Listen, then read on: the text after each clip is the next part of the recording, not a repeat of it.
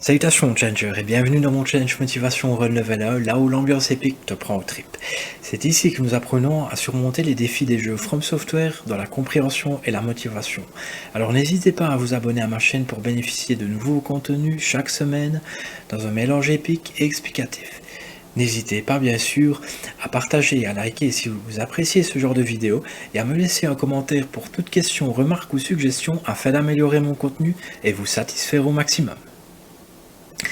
Qui plus est, la vidéo qui suit est composée de 3 parties. Une partie présentation où je vous présente brièvement le boss ainsi que mon équipement et le chemin que j'ai parcouru depuis la dernière vidéo. Une partie combat où je mets mon casque et joue sur une musique épique.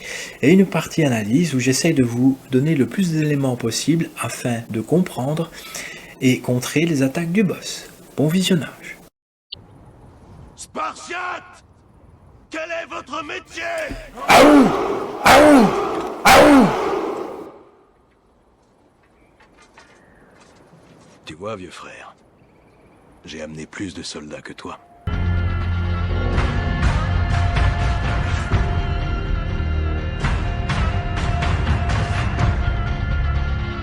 Bien voilà, nous allons aborder les 2 sentinelles du plateau Altus. Vous voyez comme elles sont... Franchement, le décor est plutôt classe, majestueux, je trouve. Elles ne me repèrent pas, elles sont tranquilles, posées. C'est le genre de situation que j'aime bien. Je vais les affronter sans le cheval, sans l'arc, parce que j'ai déjà essayé avec un arc. Mais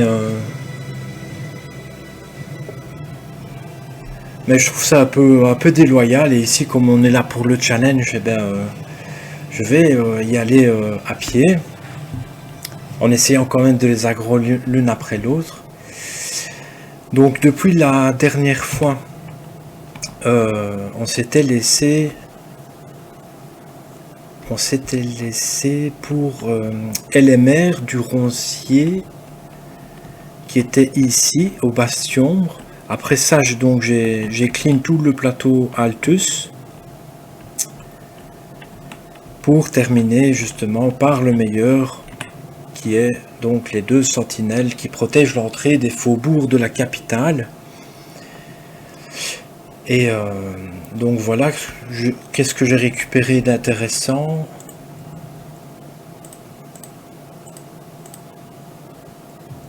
Donc ça, je crois que je vous les avais déjà dit, je l'ai augmenté au maximum, j'attends d'augmenter celle-là au max pour m'équiper des 2.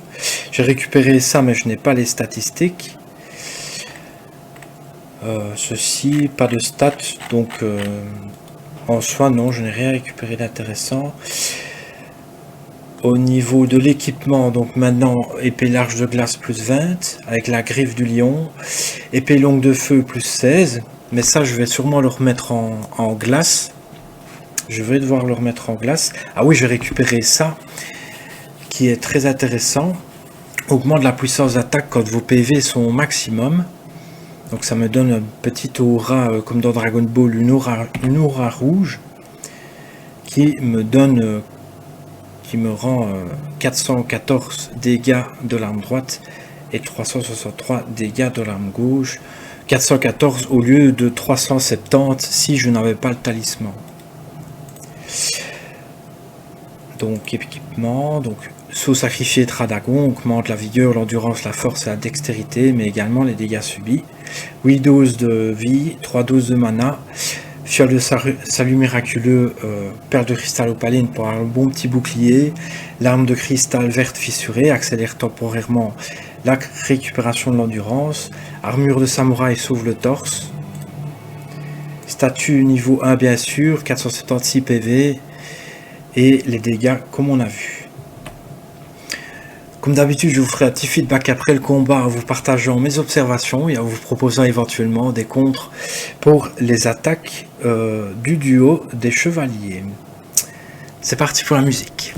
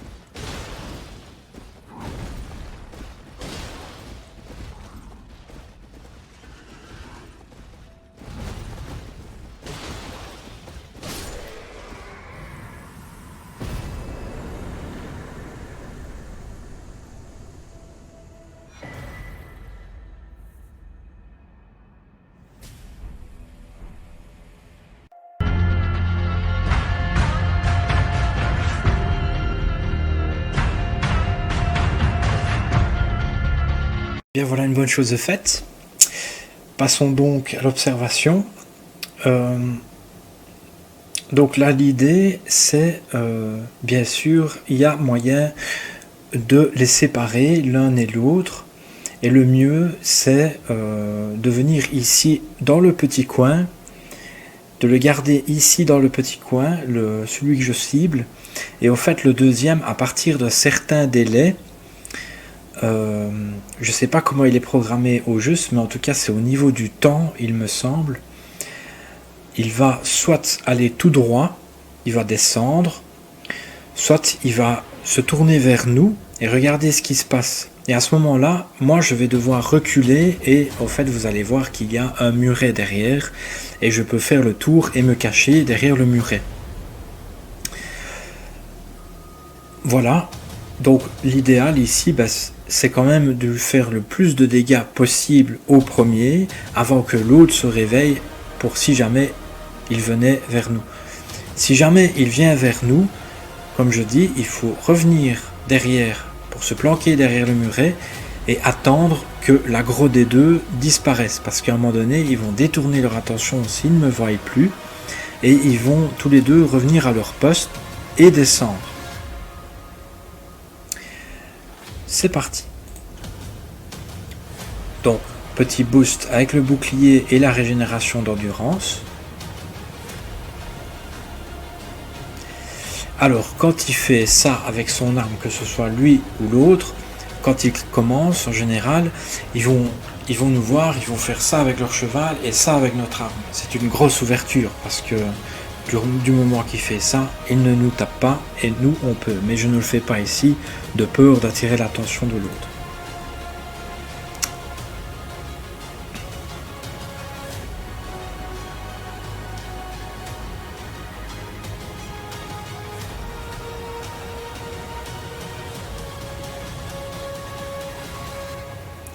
Alors ces coups sont quand même lents et prévisibles. J'ai pas trop de mal à les esquiver malgré que je ne vois pas grand chose. Là je lui ai fait du gel, donc en plus de ça il est ralenti. Il est lent de base et en plus de ça il est ralenti, donc je vais pouvoir lui placer beaucoup d'attaques. Et donc c'est comme je vous dis ici, en ayant peur donc que l'autre ne vienne, je me mets ici au muret et ça, je peux vous dire que c'est un très bel endroit pour à la fois esquiver, circuler, puis réattaquer. Alors ici, attention à son coup de bouclier, vraiment attention, parce qu'il y a, quand il saute et qu'il fait son bouclier au sol, il y a une onde de choc, donc il est très important d'esquiver au moment de l'impact et pas au moment où il est en l'air, n'est-ce pas? Moi, ça me tue.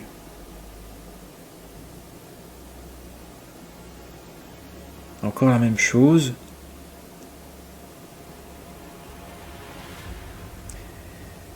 Alors ici, j'ai pu lui mettre plusieurs coups alors qu'il frappait, tout simplement parce qu'il fait des coups ainsi, de longue portée. Et moi, comme je suis en dessous de lui, c'est comme si j'avais son bras au-dessus de moi et pas son arme. Voilà. Alors ici, c'est toujours une grosse ouverture, hein, quand c'est une grosse attaque, donc c'est une grosse ouverture. Si on l'esquive. Alors l'autre, sagement, il m'attend là-bas, comme si de rien n'était. Il s'en fout de son ami.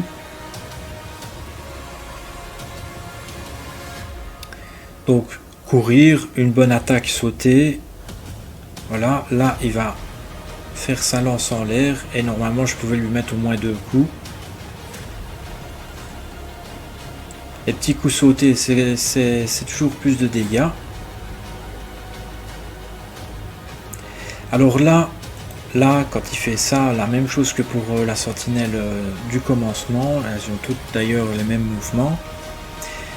En tout cas, jusqu'ici, va avoir tendance à charger, faire une attaque sautée, à esquiver, mais à esquiver vers lui parce que son attaque sautée va avoir une très longue portée vers l'arrière et c'est plutôt vicieux, ça peut nous toucher quand même si on esquive sur le côté. Si on esquive, donc l'important c'est d'esquiver vers lui et pas réattaquer tout de suite parce qu'il va refaire une autre, donc il va faire ça et puis ça de nouveau assez vite, et donc il faut quand même prévoir 2 esquives quand il fait ça avant de réattaquer. Là, grosse ouverture, là, très grosse ouverture, je sais pas au juste comment il se retrouve à être comme ça avec son cheval, mais il s'y retrouve. Là, forcément, je mets 2 bons coups.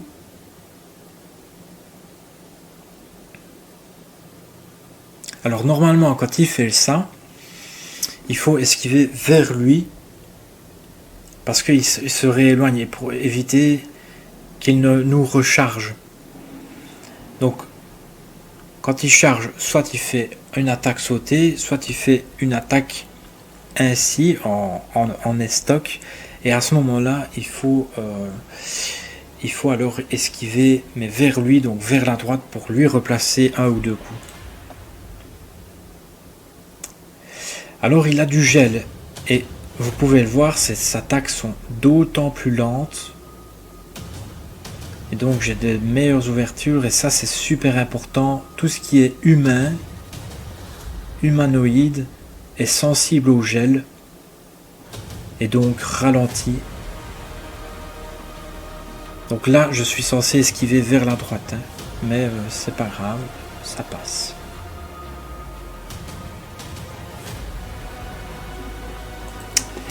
Voilà, c'est simple, il suffit de prendre l'aggro de l'un en l'écartant et puis l'autre. Si jamais l'autre nous voit, il faut revenir derrière le muret et attendre un petit peu le temps qu'il se désintéresse de nous.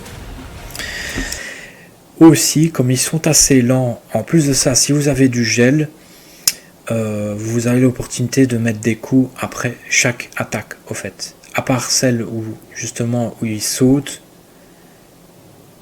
la plupart des attaques, vous pouvez leur mettre des coups.